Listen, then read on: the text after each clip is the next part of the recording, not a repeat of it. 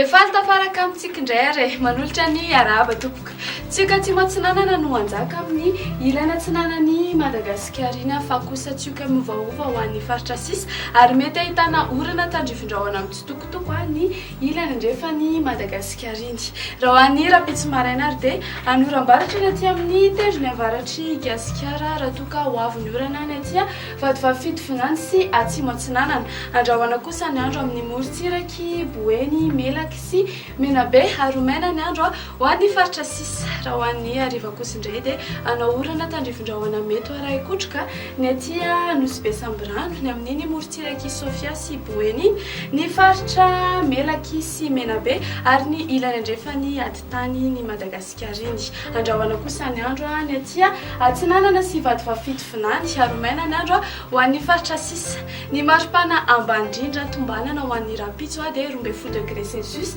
hitantsika aty Vakinankaratra ary ny ambony indrindra kosa indray dia mananika ny 10 degré Celsius hitantsika aty Antsohisy Mahevatanana ny atao voatany moa dia manodidina ny 17 ka hatramin'ny 20 degré Celsius dia ho an'ny rapitso hatrany ary aneriketrika kely ny andro any Paris sy Milan raha toka anaorana tandrifindrahona ny any Nairobi, Maurice ary Comore ifandibidimy eo andrahoana sy masoandro any Johannesburg sy Seychelles ary balika be Ngabe masoandro any Bangkok sy La Réunion dia izay indray ary ny mamarana ny fotoanantsika akasitrahanay ianao nanaraka ny fandaharana hatramin'ny farany veloma tompoko